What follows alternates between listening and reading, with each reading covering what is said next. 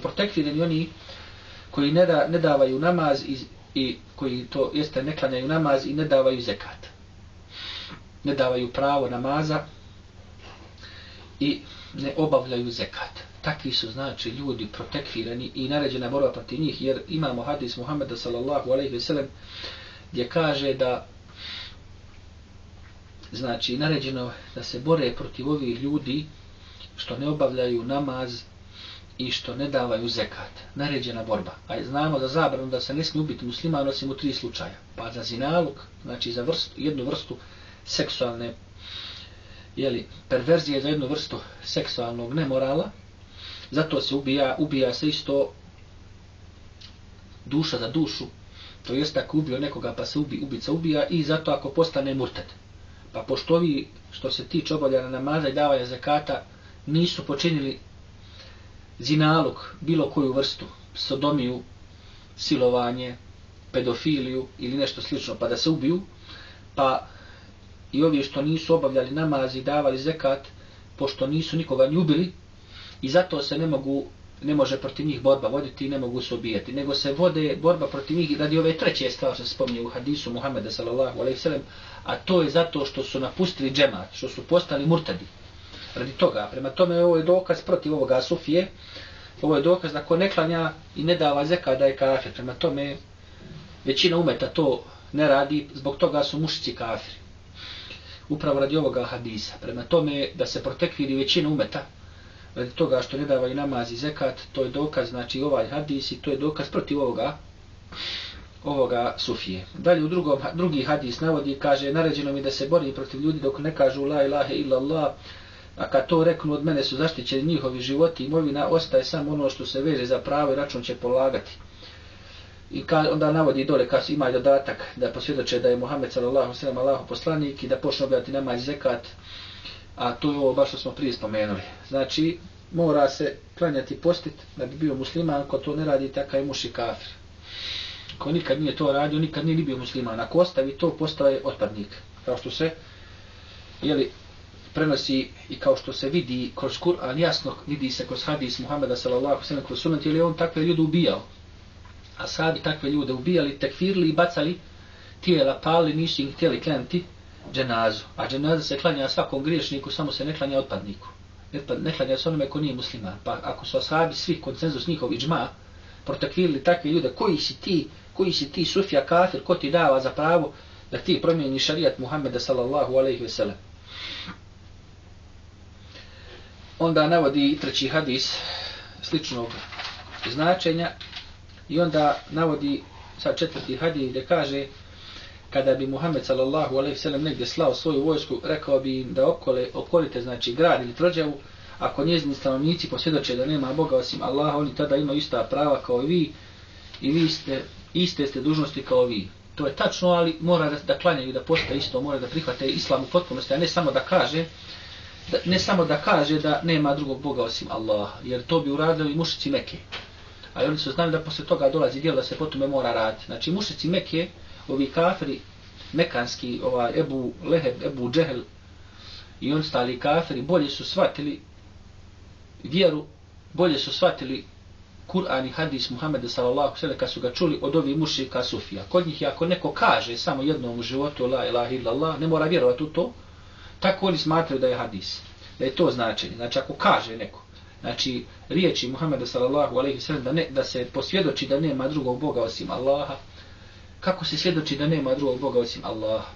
Da imaš ispravnu vjeru, da imaš tevhid u srcu, da to imaš isto na jeziku i da to imaš, potvrđuješ znači organima, čitavim tijelom.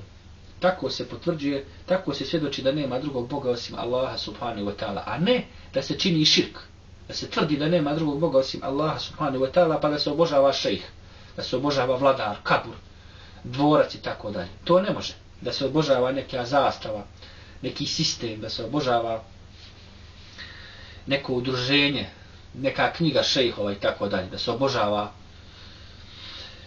neko stvorenje. To znači širk, to je kufr, to nije tevhid, to nije islamski monoteizam, obožavati neko stvorenje. Prema tome, kad se spominje u hadisu Muhameda sallallahu sallam da ljudi svjedoče da nema drugog Boga osim Allaha, treba znači svjedočanstvo je da se Allah subhanahu wa ta'ala obožava, samo Allah, non stop uvijek samo Allah i to po sunetu Muhameda sallallahu alejhi ve sellem. To je svjedočanstvo da nema drugog Boga osim Allaha.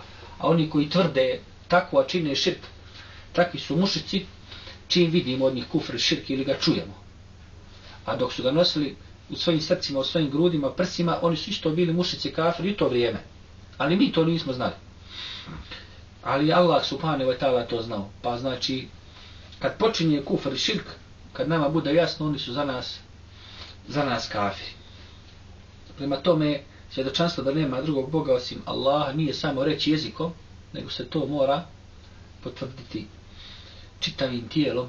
Mora se samo znači obožavati Allah subhanahu wa ta'ala i to po sunnetu Muhammeda sallallahu alejhi ve sellem.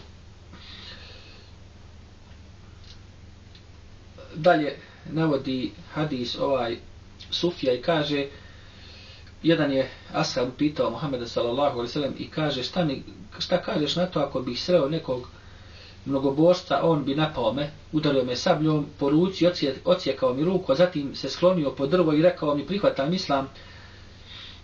Da li bi ga, o Allahu poslaniče sallallahu alejhi ve sellem, treba ubiti nakon što je to izrekao? Kaže, nećeš ga ubiti. Kaže, Allahu poslaniče sallallahu alejhi ve sellem, nastavio je ovaj ashab, on je najprije odsjekao moju ruku, pa tek onda izrekao. Da li bi ga zbog toga trebao ubiti? Kaže, ne trebaš ga ubiti.